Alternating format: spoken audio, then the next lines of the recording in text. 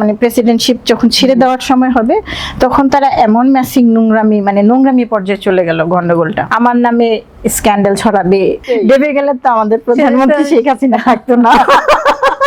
জাপানে কিন্তু মেয়েরা সবচেয়ে বেশি রিচ ওয়ার্ল্ডের মধ্যে, অনেক ছেলেদের হাতে প্রতারিত, এবং জাপানে সুইসাইড অ্যাটেম্প সবচেয়ে বেশি। এখন আর ওরা বিয়ে টিয়ে করে না, এখন ওরা ঘর সংসার করে না, বিয়ে করলেও বেবি নেয় না। হ্যাঁ, মেসেজটা হচ্ছে এরকম, দেখো মেয়েরাই মেয়েদেরকে গন্ডগোল। তারা কি করলো, কয়েকদিন পর যেখানে মানে প্রেসিডেন্টশিপ যখন ছেড়ে দেওয়ার সময় হবে তখন তারা এমন ম্যাসিং নোংরামি পর্যায়ে চলে গেল গন্ডগোলটা। আচ্ছা আচ্ছা, তখন এই ধরনের মেসি বলে আমার নামে স্ক্যান্ডাল ছড়াবে, এটা ছড়াবে, যেটা আসলে সাধারণত হয় যে ক্যারেক্টার নিয়ে সবকিছু নিয়ে, মানে আমি এটা না, কিন্তু কোনো প্রুফ নাই। হ্যাঁ, প্রুফ ছাড়াই মানে সুন্দর মানেই হচ্ছে কি কাজের কোনো মূল্যায়ন হবে না, ওটা সৌন্দর্য দিয়ে। আমার ক্যারেক্টার আমার যা ইচ্ছা তা হোক, আমি যা ইচ্ছা তা করি, কিন্তু অ্যাসোসিয়েশনটা তো আমার। আমি বানাচ্ছি, তখন তোমরা কেন আসলা? তখন চিন্তা করো না আসার আগে, তখন তো ঠিকই প্রেসিডেন্ট হয়েছে। যে প্রেসিডেন্ট ছাড়ার সময় আমার ক্যারেক্টারের কথা সবার মনে পড়ে গেল। হ্যাঁ, মানে আমাকে সরাতে হবে। তা আমি বলছি যে এটা তো সরানো যাবে না, এটা ফাউন্ডার আমি, এটা ছাড়া আমার হবে না, যার চলে যাওয়া সে যাবে। তাহলে মানে এটা ভেঙে গেল আর কি। তখন ভেঙে গিয়ে তারা আরেকটা করে ফেললো, আচ্ছা সেম জিনিস আলাদা হয়। তো এটাই বললাম যে নিজের কোনো ক্রিয়েটিভিটি নাই, তুমি একটা জিনিস তৈরি করে দিবা, সেটাকে চিন্তা করে করবে, এটাই হলো মেয়ে, এটাই আমার মূল কথা। আচ্ছা, বুঝতে পারছি। তোমার নিজে একটা কিছু যে করবে সেটা চিন্তা করে না, আরেকজন একটা ছিনায় তো নিবে, নিজেও কিন্তু সাকসেস হতে পারে না, আমাদেরও সাকসেস হতে দেয় না। কিন্তু আমরা যদি একসাথে করি এখনো, তাহলে কিন্তু আমরা অনেক বড় একটা মানে ভালো একটা কিছু করতে পারি।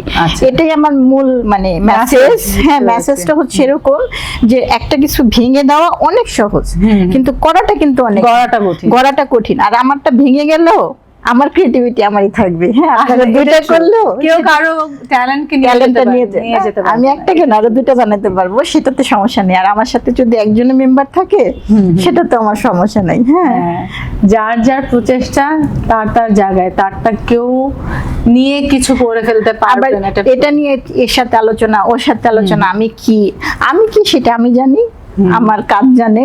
তারপরে তুমি আবার ডিফারেন্ট কাজ না, আমারটা চলতেছে, ওটা এখনো ভাঙে নাই, ওটা এখনো চলতেছে। আমরা দুইজনই আছি এখনো, দুইজনে এখন। এর বাইরে আর কি বিজনেস করছো তুমি? এর বাইরে আমার এডিসা লিমিটেড এর আমি একজন ডিরেক্টর। আচ্ছা আচ্ছা, তো ওইখানে আমরা ইভেন্ট ম্যানেজমেন্ট করি, তারপর আমাদের ডেন্টাল প্রোডাক্টে কাজ করি। হ্যাঁ, তারপরে আমাদের আরো অনেক কাজ আছে। রেস্টুরেন্ট নিয়ে যখন আমি যে কাজ ছেড়ে দিলাম, মানে ওরকম কাজে আমার অনেক ডিস্টার্ব আসতেছে, আমি মানে কাজ করতে পারতেছি না, এইটা বলে। আর আমি তো কখনো কাজ করি নাই, তখন ভাবলাম যে কেন আমি কাজ করব, পার্ট টাইম জব করবো, আমি নিজেই কিছু একটা করি। তখন ভাবলাম যে না, একটা রেস্টুরেন্ট দিই। তখন আমার হাজবেন্ড তখন জব করে, তখন উনি বললেন যে না, আমি জব ছাড়তে পারবো না। বলছি তুমি না ছাড়ো, আমি করি। তখন আমি একটা রেস্টুরেন্ট দিলাম। আচ্ছা, তোমার হাজবেন্ড হেল্প করেছে? টাকা হেল্প তো করেছি। হ্যাঁ, তখন টাকা দিয়ে হেল্প করে আমরা রেস্টুরেন্ট করলাম। তো রেস্টুরেন্ট তো তখন থেকে আমার জার্নি শুরু। বিজনেসে হয় কি, একটা মেয়ে সাকসেসফুল হতে গেলে মানে যদি অনেস্টলি হতে চায়, তো পার্টনারের হেল্পটা খুব অবশ্যই, পার্টনারের হেল্প, কিন্তু হেল্পটা কন্টিনিউ থাকলে ভালো হয় আর কি। হ্যাঁ, একটা সময় এসে যেটা যদি জেলাসে চলে যায়, তখন আর ইনফিরিয়রিটি কমপ্লেক্স চলে আসে। ওটা না হয় ভালো, আমি যেটা মনে করি যে না, তুমি করছো তোমার প্ল্যান, কিন্তু সেটা কিন্তু মানে স্বীকার করে না ছেলেরা, যে না, এটা ওর প্ল্যান ছিল। এখন একটা থেকে 11টা রেস্টুরেন্ট হয়েছে, কিন্তু রেস্টুরেন্ট 11টা হোক, ফার্স্ট রেস্টুরেন্টটা কে করছে সেটা কিন্তু বড় কথা, উদ্যোক্তা কে ছিল। হ্যাঁ, বাট সেটা নিয়ে কিন্তু আলোচনা হয় না। মানে দাবায় দিবে। ছেলেরা ভোকাল বেশি, আমরা মেয়েরা দেবে যাই না, হ্যাঁ, না এটা দেবে যাওয়া যায়, দেবে যাই না, আমরা কেন দেবে যাবো? দেবে গেলে তো আমাদের প্রধানমন্ত্রী শেখ হাসিনা থাকতো না। আসলে একটা ভালো পয়েন্ট বলেছে, মানে প্রধানমন্ত্রী হোক আর আমাদের অপোজিশন, দুইজনই কি মহিলা। হ্যাঁ, তো আমরা এই কান্ট্রিতে থেকে কেন নিজেদেরকে সাকসেসফুল হিসেবে নিয়ে আসবো না সামনে?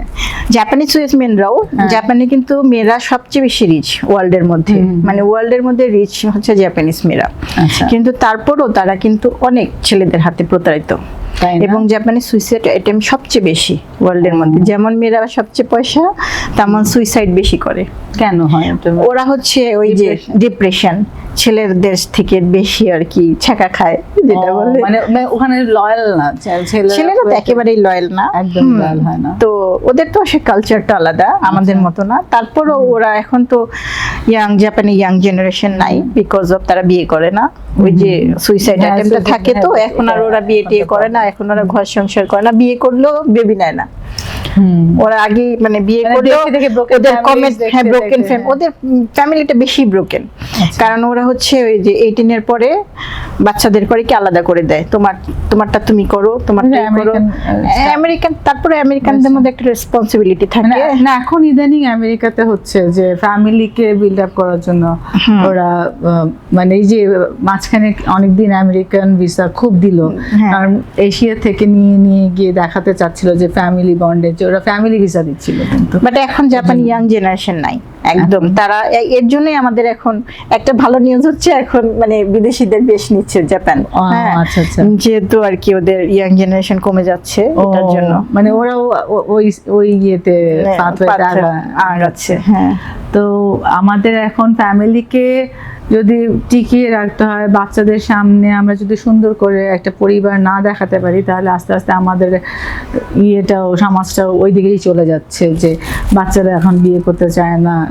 তুমি যদি লাস্ট একটা কোনো মেসেজ দিতে চাও, দিতে পারো সবার জন্য। হ্যাঁ তুমি বলো, তুমি আজকে আমাদের গেস্ট, তোমার কাছ থেকে শুনতে চাই মেসেজ। মানে মেসেজটা কি? থ্যাংক ইউ, ওয়েলকাম, এবং অনেক ভালো লাগছে, ও মেয়ে হিসেবে অনেক সুইট, ও খুব সুন্দরী।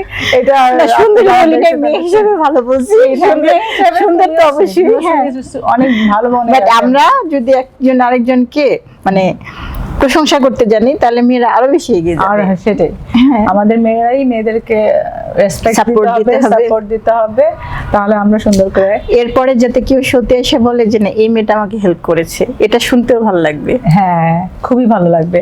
আমি সেটাই চাই যে আমার সাথে আসুক মেয়ে সবাই, আমি অন্য মেয়েদেরকে সাহস দিতে চাই যে এগিয়ে আসার জন্য, নিজেরা যেন গুমরে না কাঁদে, নিজের পায়ে দাঁড়াতে পারে বা নিজের ইচ্ছার বহিঃপ্রকাশ ঘটাতে পারে, স্বামীর সাথে থেকে সুন্দর সংসার করেই করতে যেন পারে। সেটার জন্য আমার থাকবে প্রত্যাশা আছে সকল ছেলে এবং সকল মেয়ের কাছে। ধন্যবাদ, তোমাকেও ধন্যবাদ, ধন্যবাদ আপনাদের। Thank you.